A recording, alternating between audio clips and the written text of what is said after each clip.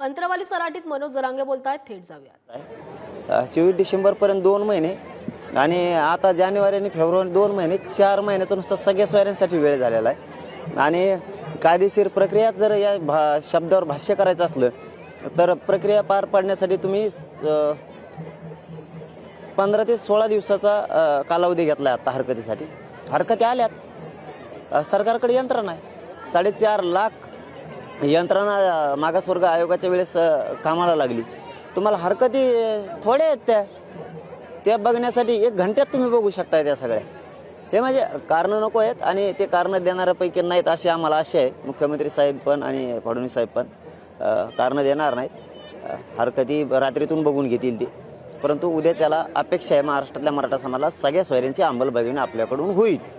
आता असं दिसतंय की उद्या विशेष करून एक वेगळा प्रवर्ग आणि त्या संदर्भातलं मराठ्यांना आरक्षण असं दिसतंय। सगळे सोयऱ्यांबद्दल निर्णय नाही झाला तर तुमची भूमिका काय असेल? उद्या जो कायदा होणार आहे त्याचं तर महाराष्ट्रात कौतुक केलं जाणार आहे, आनंदही व्यक्त केला जाणार आहे। कारण हे 150 जणांसाठी लागतंय ते 2-3 जणांची मोठ्या लोकांची मागणी होती, शेवटी मोठ्याल्यांचं चलतं, गोरगरिबांचं चलत नाही। मोठ्यांनी गरिबाला द्यायला पाहिजे, पण गरिबांनीच तो कायदा पारित करायला लावला। याच आंदोलनाच्या माध्यमातून द्या म्हणले त्यांना पण, परंतु करोडो मराठ्यांची मागणी की 50% आतमध्ये ओबीसीतून मराठ्यांचं आरक्षण जे हक्काचं आहे ते पाहिजे। त्याच्यामुळं कुणबी नोंदी सापडल्यात आणि ज्यांच्या सापडल्या नाहीत त्यांच्यासाठी सगळ्या सोयऱ्यांची अधिसूचना सरकारनं काढली, हे याच्यातलं महत्त्वाचं विशेष आहे। त्यामुळे त्या अधिसूचनेची अंमलबजावणी सरकारला करावी लागणार आहे। जरी मागासवर्ग आयोगाचा अहवाल घेऊन सरकारनं कायदा पारित केला तरी तोही याच गोरगरिबाच्या आंदोलनामुळं त्यांना ते मिळतं आहे। परंतु याचा अर्थ असा नाही की तुम्ही सगळे सोयऱ्यांची अधिसूचना तुम्हीच काढली आणि अंमलबजावणी करणार नाही, तर असं होणार नाही। तुम्हाला अधिसूचना त्याची अंमलबजावणी करावीच लागणार आहे। नसता 21ला आंदोलनाची दिशा ठरणार आहे, मग मात्र बोलणं सुद्धा बंद होऊ शकतं। आता उद्या याच्यानंतर तुमच्या आंदोलनाची दिशा कधी ठरणार आहे? उद्या अधिवेशन पूर्ण होईल असं वाटत नाही, परवा दिवशी पण जाऊ शकतो? नाही, उद्याचे लक्षात येईन आमच्या हे काय करणार आहेत, कारण त्यांनी स्पष्ट भूमिका सकाळी होईल त्यांची, आज होईल, आजचा दिवस आहे, उद्याचा दिवस आहे। अधिवेशन सुरू व्हायच्या अगोदरही स्पष्टीकरण देऊ शकतात की आम्ही चर्चा करणार आहेत 20 तारखेला किंवा 21ला। आम्ही 21चीच वाट बघणार आहेत, कारण 21ला करतील ना ते भागांकडे आता नाही पडत। आम्ही 20ला आमच्या लक्षात येईल की हे सगळ्या सोयऱ्यांची अंमलबजावणी करणार आहेत का नाही। परंतु महाराष्ट्राच्या मराठा समाजाच्या वतीनं सगळ्या पक्षाच्या आमदारांना आणि मंत्र्यांना विनंती आहे की तुम्ही सगळ्यांना जी समाजाची मागणी की सगळ्या सोयऱ्यांची अंमलबजावणी करावी।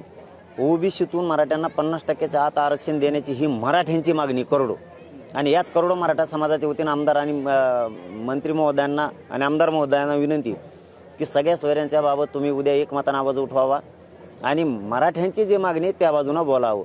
म्हणजे ओबीसीतून 50%च्या आतून आरक्षण, जर तुम्ही ही भूमिका उद्या मांडली नाही, तुम्ही जर वेगळंच बोलत राहिलात 50%चे वर द्या खाली द्या, ही मराठ्यांची भूमिका नाही आहे, मग याचा अर्थ असा होणार की ज्या मराठ्यांनी जे मराठ्यांचे आमदार आणि मंत्री मोठे केलेत हे मराठ्यांच्या विरोधी आहेत, यांना उद्यापासून मराठा विरोधी धरलं जाईल। दादा, सरकार जे आहे ते 50%च्या वरती आरक्षण देऊ पाहत आहे, मात्र कोर्टामध्ये कितपत टिकल असं तुम्हाला वाटतं? काय असतं दादा, आता हट्ट लय बेकार असतो। हट्टाचे 7-8 प्रकार आहेत, त्यातला हे श्रीमंतांचा पांढऱ्या कपड्यावाल्यांचा हट्ट आहे, 2-3 की आम्हाला पाहिजे ती, आणि ते 150 जणांना लागत आहे। आता शेवटी श्रीमंताचा हट्ट सरकार पुरवतो, गोरगरिबांचा लवकर पुरवत नाही। आम्ही 6 महिने झालोय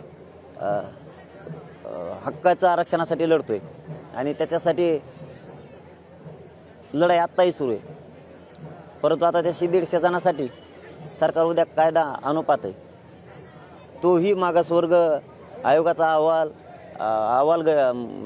मागासवर्ग आयोग गठीत करण्यासाठी, टास्क फोर्स गठीत करण्यासाठी याच गोरगरिबांनी लढाई उभा केली। गोरगरिबांनी उलट ह्या 150 जणांना, या 2-3 जणांना न्याय देण्याचं काम केलं, पण या 150 जणांना गोरगरिबांना न्याय देण्याचं काम नाही केलं।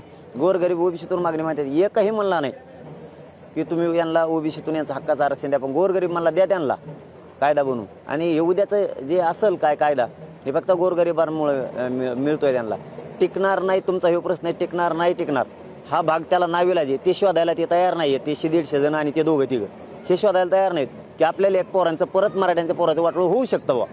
जसं मागं ECBCची वेळ झालं, पोरांनी परीक्षा दिल्या, निवड झाल्या, नियुक्त्यासाठी 3-4 वर्ष झाले पोरं लढते. 3-4 वर्ष हेच उद्या बघायला जर मिळालं तर आश्चर्य वाटायला नको. त्यापेक्षा आमची मराठ्यांची मागणी करोडोंची, मराठ्यांच्या नोंदी सापडल्यात त्यांना कुणबी प्रमाणपत्र देणे, ज्यांच्या सापडल्या त्यांच्यासाठी सगळ्या सोयऱ्यांची अधिसूचना आणली, त्याची अंमलबजावणी करणे. यासाठी सगळ्या मंत्र्यांना आणि आमदारांना मराठ्यांच्या एक जीवन उद्या एक मतानं लढायचं. तुम्ही जर याच्या विरोधात बोलले 50% वर द्या आणि खालचं द्या तर तुम्ही 100% मराठा विरोधी आहेत. मराठ्यांनी चूक केली तुम्हाला मोठं करून ही उद्यापासून अर्थ निघणार आहे. आणि मराठ्यांची हीच भावना आहे तुमच्या आता. तुम्ही OBC आरक्षण 50% आतून बोलावं, वरचं एकाही आमदार महोदयाने मंत्री महोदयाने बोलू नये, ही मराठ्यांची भावना आहे. तुमच्या सांगण्यावरून असं वाटतंय की 20 तारखेनंतरची जी दिशा आहे ती लोकप्रतिनिधींविरोधात असणार आहे. आता ती 21ला ठरलं. संभाजीराजे छत्रपती असं म्हणतात, म्हणजे उद्यावर अधिवेशन आलेलं आहे आरक्षणासाठी, ते म्हणतात की सरकारला आणखी वेळ दिला पाहिजे आरक्षणाच्या प्रश्नासाठी.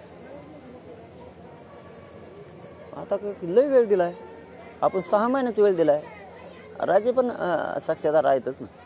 6 महिन्याचा वेळ म्हणजे हा लय झाला. आणि नुसता सगळे स्वर एकट्या शब्दासाठी 3.5 महिने झाले.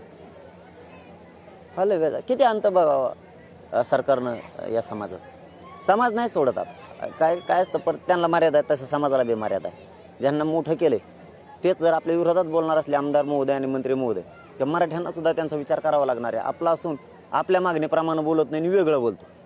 मराठ्यांना उद्या, मराठ्यांच्या आमदार महोदयांना मंत्री महोदयांना उद्या सगळ्या सोयऱ्यांच्या कायद्याच्या अंमलबजावणीच्या बाजूनच बोलावं लागणार आहे आणि 50%च्या आतच बोलावं लागणार आहे. ते जर नाही बोलले आणि ते जर 50%च्या वर बोलले तर त्याचा अर्थ असा, मराठ्यांनीच मोठं करून हे मराठा विरोधी आहे.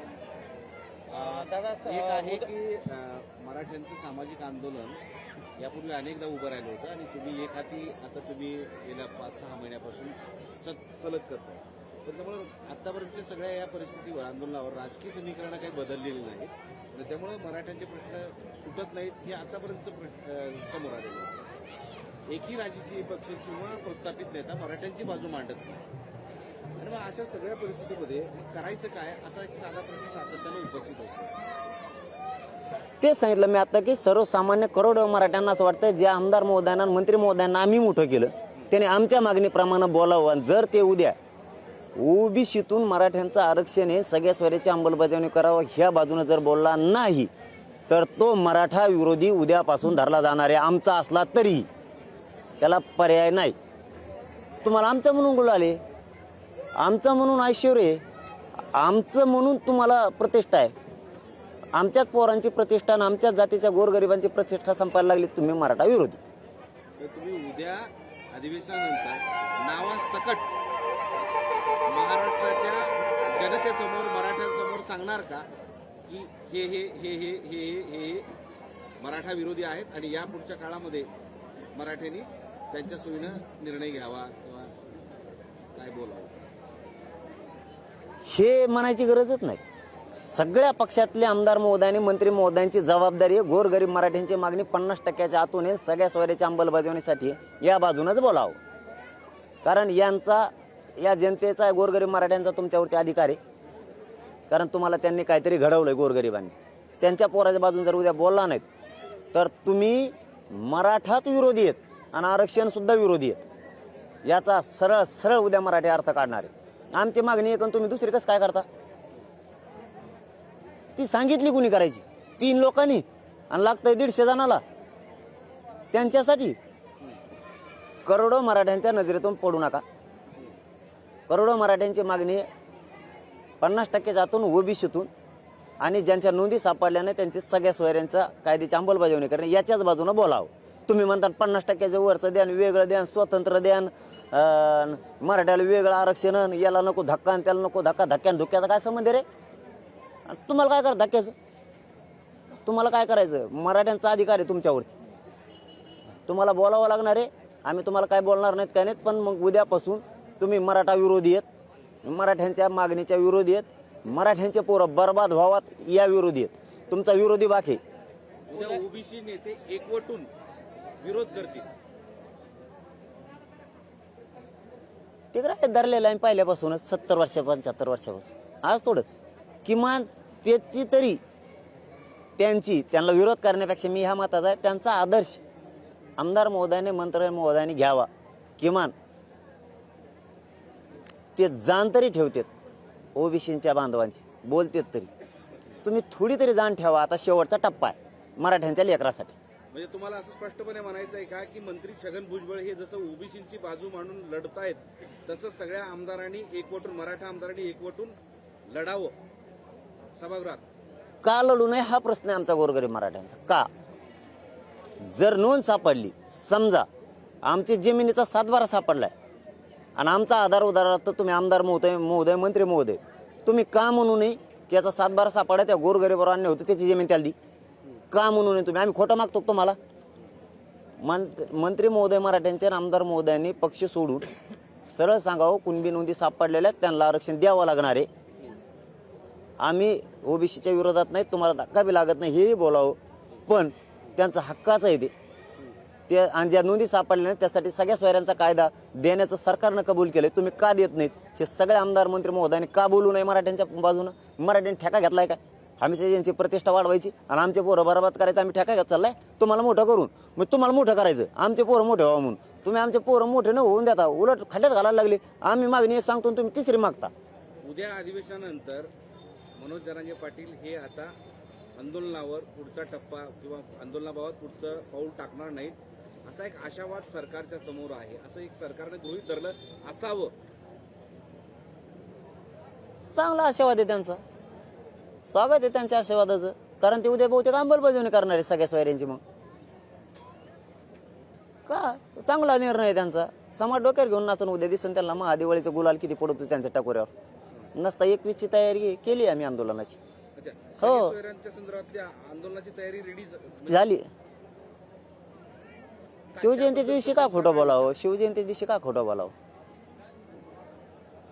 बाकीचं 21ला सांगा तयारी केली आम्ही. जर आम्हाला 20ला तुम्ही अंमलबजावणी नाही केली तर 21च्या नंतर आंदोलन काय तयारी केली आहे. आम्हाला अंमलबजावणी पाहिजे.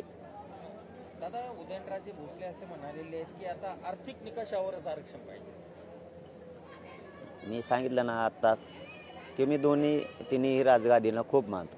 त्यामुळे त्यांच्यावरती मी कधीच बोलत नाही, कारण मी खऱ्यानेच आदर करतो, तोंडापुरता नाही.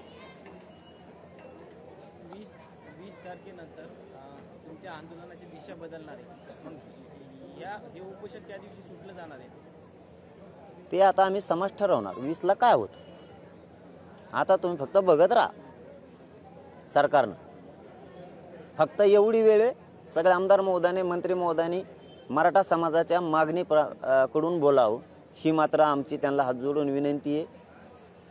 एवढे वेळेस तुम्हाला संधी आहे गोरगरिबाचं कल्याण करायची आणि आम्हाला असे तुम्ही बोलताल नसता आमची मागणी ओबीसी आरक्षणातून 50%च्या आतून तुम्ही जर वेगळी केली, तुम्ही मराठ्यांच्या आरक्षणाचे विरोधी आहेत, मराठा विरोधी आहेत आणि मराठ्यांचे पोरं बर्बाद व्हावात म्हणून तुम्ही कडाडून विरोधी आहेत. हे ग्राह्य धरलं जाईल.